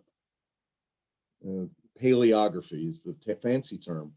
They have then typed out on the keyboard the words so that it then becomes machine readable and therefore searchable. All right, so I'm going to step through that process in a bit, but let me show you the power of the voluntary efforts to transcribe these digitized records. Let me show you the power. So what I'm going to do is a search. So right now we're at the main transcription platform. There are lots of different projects. You're seeing them sort of fly by right now. I'm going to hit search and I'm going to say, I want to just do the Freedmen's Bureau records. Now, Dr. Bonner talked about a few different things, schools, labor contracts. Let's say we wanted to look at labor contracts or contracts in the state of Maryland. If you come to this search feature, I'm going to type in Maryland. I'm going to type in contracts. And what the heck? We'll do Prince George's County, but I'm only going to do Prince. The nice thing about keyword searches is you don't have to do like everything. You can do just a portion and it still should yield something interesting. And also because I know that the Georges, as you well know, might be an apostrophe S and it might be not an apostrophe S. So we want to try to capture as much as possible. And if I just hit this search button, all of a sudden I've got, wow, how many records? 44 pages total were found. So that means that there are 44 pages that have been transcribed and are machine readable that should direct us to something about contracts in we assume Prince George's County in the state of Maryland. And I know that this says like the District of Columbia field office. But let's just, so the trick is you can go here. If you go here, you get the whole ledger. If you go here, you get a specific page. I don't know what's about to pop up. Let's just see what we get. Okay, so you see, and this actually shows you the platform as it works. On the left, this is the letter. And you can zoom in, particularly if you have a mouse, you use it because you can click and drag things around. So you see this has got some, it's like letterhead and then Washington, and then you put in the date and then 1865, and then there's some information here. It's a little hard to read, but it's nice to have the original. But you can go over here and read that this is, okay, so Dr. James Milliken of Prince George's County. So you see Prince George, not Prince George's. So that's why I just kept it to Prince. Held in front of it. So $200, the payment of which I bind myself, my heirs, executors, and administrators firmly by these presents, that I am to furnish the persons whose name is subjoined, free laborer, quarters, full, substantial, and healthy rations. And it goes on. And so William Franklin, $300, 5 per month for 1 year. And I'm not reading this very carefully to really process all the specific details, but rather to me, and I hope to you, you can perceive a power here that the past is unlocked because of this machine readability. We now have 44 pages.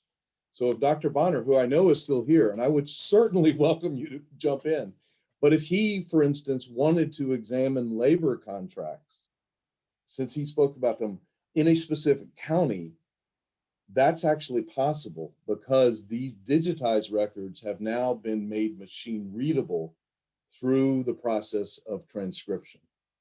So now that I've shown you kind of the payoff, the fruit of these efforts, let me just show you how one goes about doing it. So first thing you want to do is get an account. You see, I'm already logged in.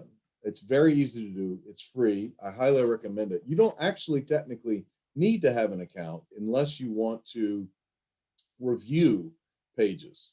So I'll click on my account, and apparently I've been doing this for 4 years and 7 months. And if I click on my projects, it'll show you, it actually gives me a quick list of things that I've done. My history, if I do my history, I can actually see the specific pages I've worked on, which is great because one of the things that you do is you find a lot of amazing stories. I often take notes when I'm going because I want to go back to them, but this is yet another way. So you create an account, and then when you have that account, you just go into Freedmen's Bureau and click on Freedmen's Bureau. And what we see here are different sets of pages. So this one's 174 total pages. This one's 280. This is 211. And you'll notice they're from, the first three at least, are from the North Carolina field offices. Wilmington, oh my goodness, there's so much history there. I have family that lives down in Wilmington now. They actually are not from the area originally, but I'm probably later today going to be jumping right into one of these areas. But if I scroll down more, you'll see that there's also Tennessee. I'm not sure what else we have. Let's go to the next page. So it could just be North Carolina and Tennessee. This project started with just North Carolina. And for years, it was only North Carolina that you would see. But now I have seen Alabama, Mississippi, Georgia, South Carolina. I mentioned before, I think 25,000 volunteers in the last 5 years or so have transcribed 200,000 or more pages, which has allowed me and others to do the very simple search I just showed you. And the way you do it is, so right here you see this green, yellow, and red. This shows the number of pages that have been, as a bar, the number of pages that have already been transcribed, the number of pages that are under review. So these are complete. These are reviewed and complete, under review, and then the number of pages still left to go with a 43%. So let's just jump in here and see what's going on. So if you have an account, you can do one of two things. You can review or you can transcribe.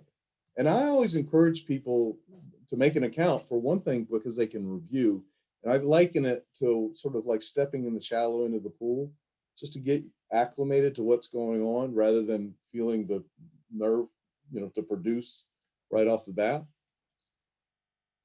So, oh my gosh, contract for labor.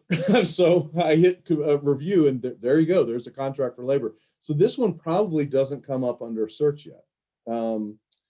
So what this means is this person, someone else has already reviewed this or transcribed it, and this person is coming, and then now I'm coming to review it. And I should mention that one person transcribes, and then two sets of eyes review, and then it's passed to the professionals for a kind of finishing layer. It doesn't mean that there won't be some mistakes, but it does mean that there are several layers to ensure that there's a convergence towards what you hope is factual basis based on what you see there. Sometimes the penmanship is really tough to make out. And so you might labor a bit, pardon the unintentional pun, on transcribing a page. It may take a while, but it's really worth it. And so you see here that the way you do this is, so contract for labor, all caps. You just literally try to convey in machine readable form, which is to say simple text for the most part, that which you see. And helpfully, this is one that's actually typed out for the most part, because it's a kind of a form letter. It's a contract labor form. And so, so I'm just reading along into on the date of shipment, opposite their respective names. So already I'm finding myself, I will tell you, I'm not sure why this person put in double brackets this particular phrase when date of shipment also was written in. So I'm inclined to already want to make a change, and I can do that. I'm not going to actually go into all that right now because it's a little nerve-wracking to have people watching. And I don't want to make mistakes and everything like that. But the point is that, so this person, for whatever reason, has used this double, and I think what they're trying to do is suggest that this is handwritten. Well, we really need to make it here. Yeah, before the date rather than before opposite, because as you look here, the handwritten begins with date of shipment opposite their respective names. So again, I'm not, and then the strike through is indicating that something has been, as it says, struck through. And you sort of goes on like that. So this process in the end, and this is actually a complicated form because it also involves tables. So if you come later today, I will explain in more detail. I don't really want to weigh us down in this wonderful event with the nitty gritty, but come later today, we can dive into the nitty gritty in a much more relaxed manner. But in this way, this information, which we can read with our eyes, can then be searchable by a machine.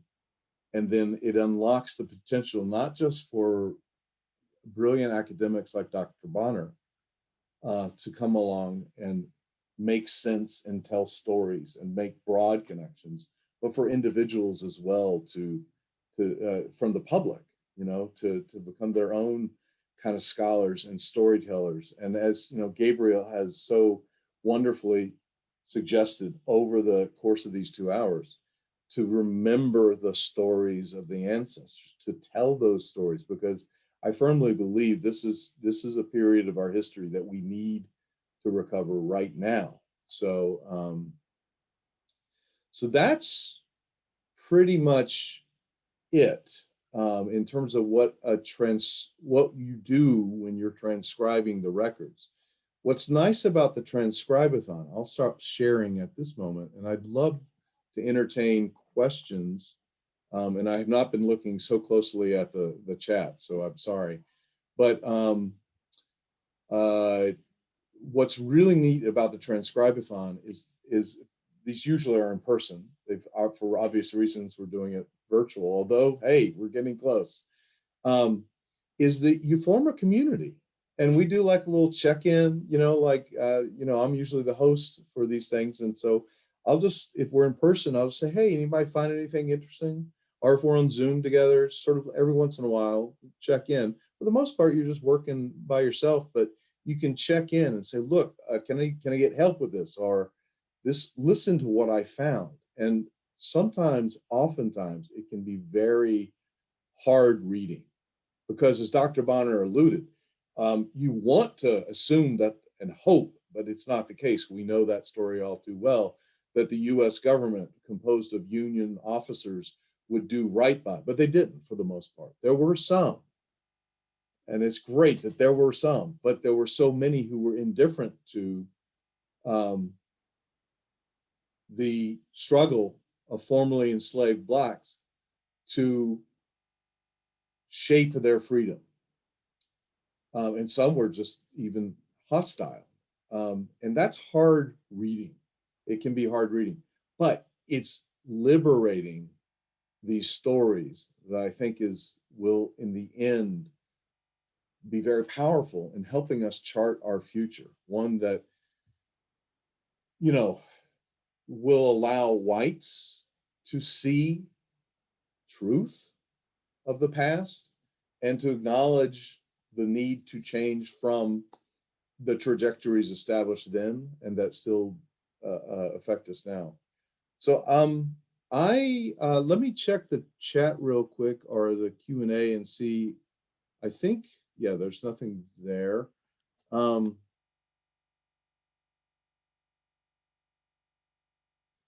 don't know that I see any chats from anyone.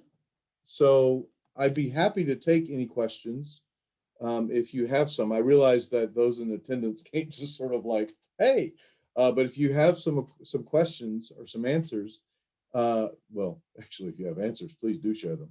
But if you have questions, again, I'm going to put up, since I cannot show it to you, I'm going to share my screen. I realize that's the wrong thing to share just at the moment. But I'm going to once again show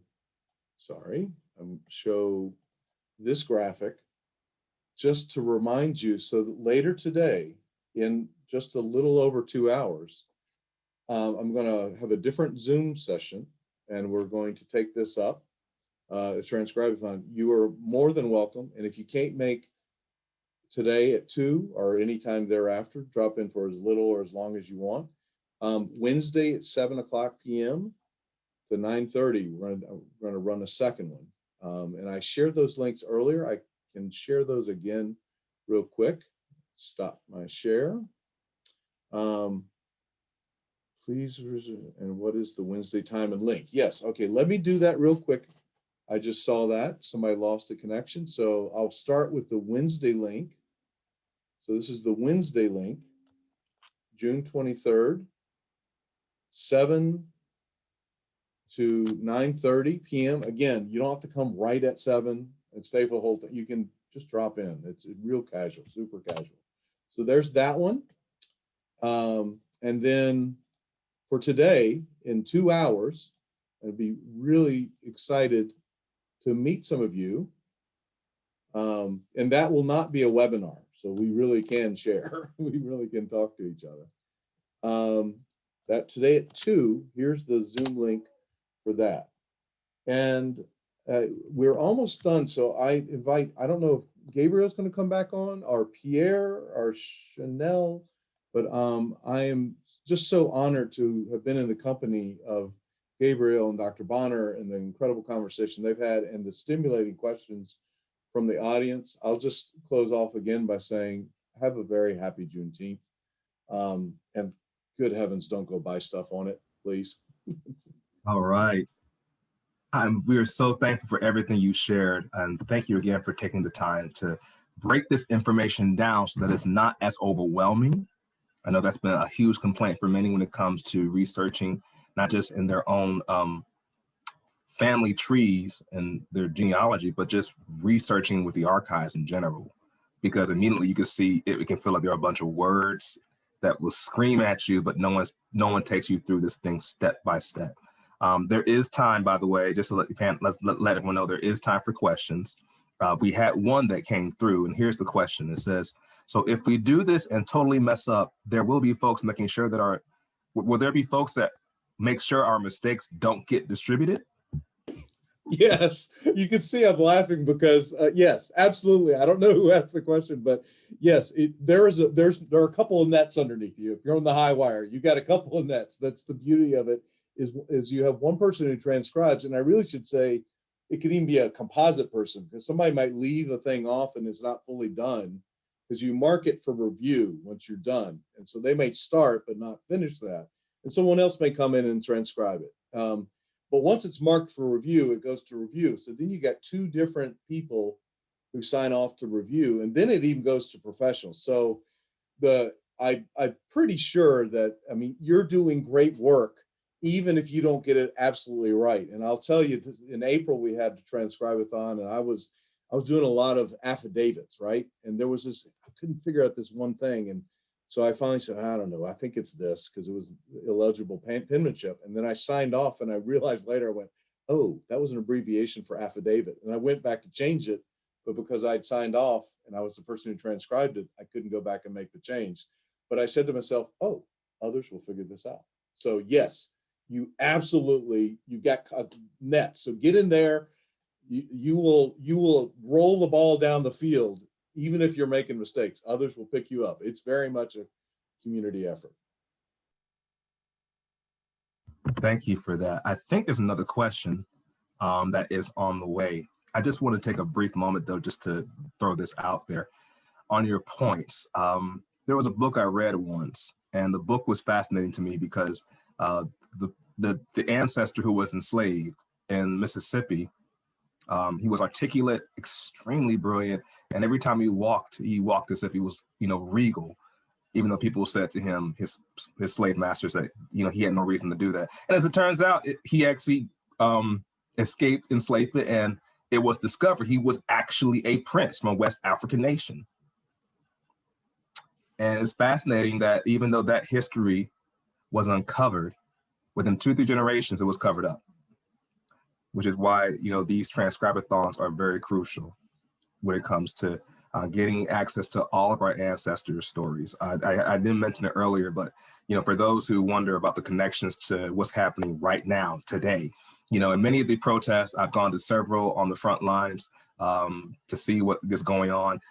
We had one at the Prince George's African American Museum, where it called Bridging the Brentwoods, in honor of all the victims of racial terrorism and police brutality in Prince George's County, and of course the wider, Maryland area as well. But what's interesting is that many of the people there said we should remember these names. We would say their names and chant their names, but then we would have to remind ourselves to go back and learn how to transcribe the other names of people that had come before, so that we could keep that history front and center, that pattern of death or erasure, and then telling people to move on. So what you've laid out for everyone is, again, a crucial part of this conversation. It's not just documentation that's happening right now, with people using their cell phones to record these incidents of racial terrorism, but to also tell people that we have access to resources in our own family lines and the stories of the Freedmen alone. And again, this work that you're doing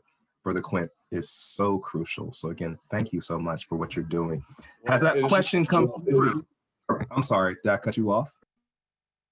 No, I'm sorry. You're going to ask another. I was just going to say it is a joy to do this work, and let me stress that again. I didn't invent the platform. I'm just taking advantage of it and trying to be a focusing lens for people. But please go ahead and ask the question. Sure. There was one. There was one statement that was here. The statement says, "Thank you so much." Well, actually, that dealt with the earlier presentation. It was from James. Has that question come up, James? You know what, Gabriel, Maisha has a question in the chat. Are you able to see it? I'm scrolling through right now, looking for that. I apologize for not catching that.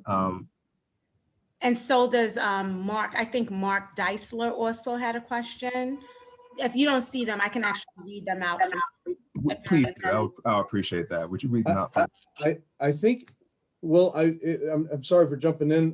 Did you say it's Maisha? Is it one about the family has writings? Yes, and then before that, there's also one from Mark Deisler about the transcription. Right.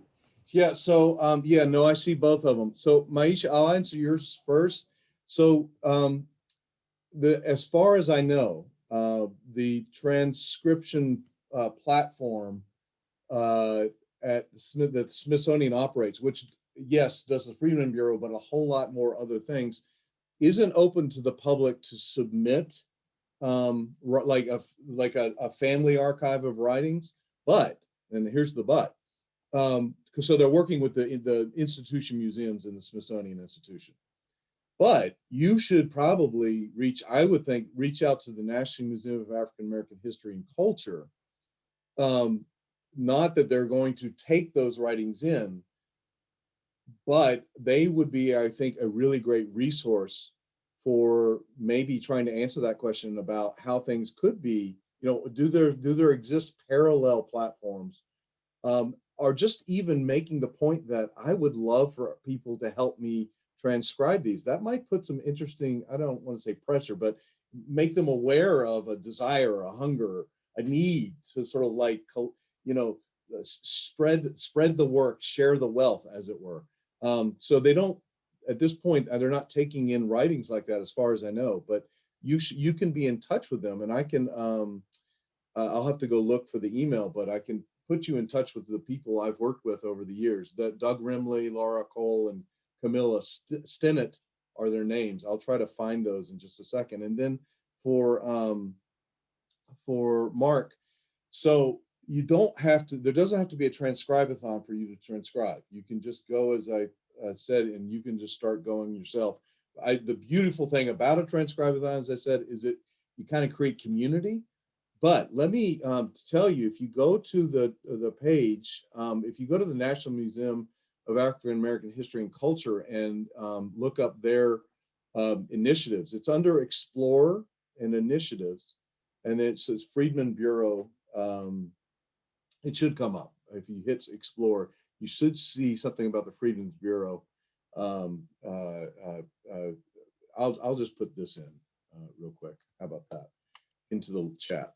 And they have their, I think these are in person, and and I don't know about the dates you'd like, but they have sort of a project going in North Carolina of Transcribe-a-thons in different places in North Carolina. So they're bringing people together locally, and I think it must be in person now that the things are opening up.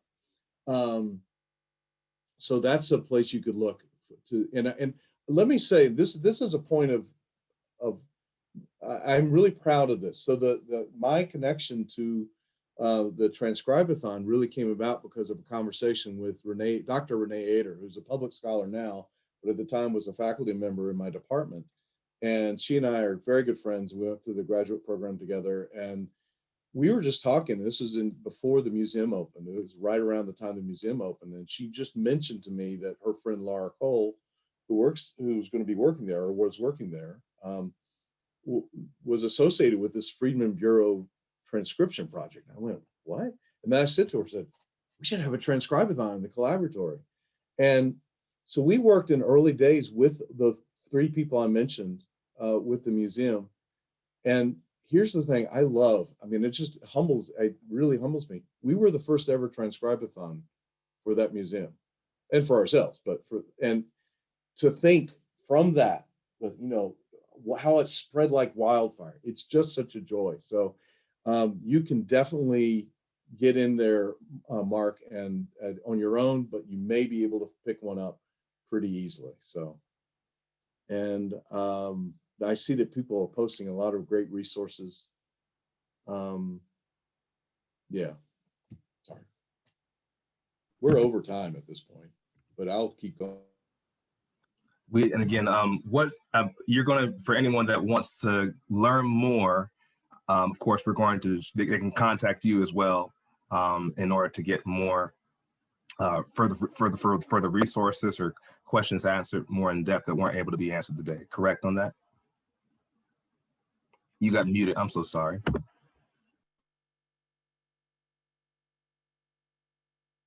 Sorry, I forgot I muted myself. I was going to, I'm going to drop into the chat because I'll just do Doug Rimley, and I'll just spell out Douglas Rimley. He is someone with whom I've worked at the NMAAHC.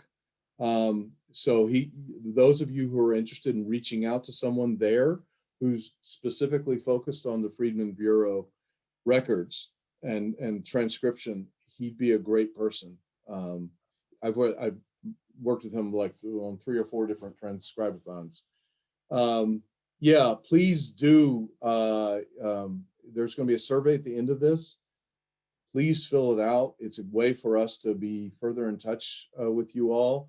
And it really asks that there's a question there that I pose because I'm very passionate about this. I think it's very important work, and I would absolutely love to work with those of you who are interested in sort of doing this on a more casual basis every once in a while.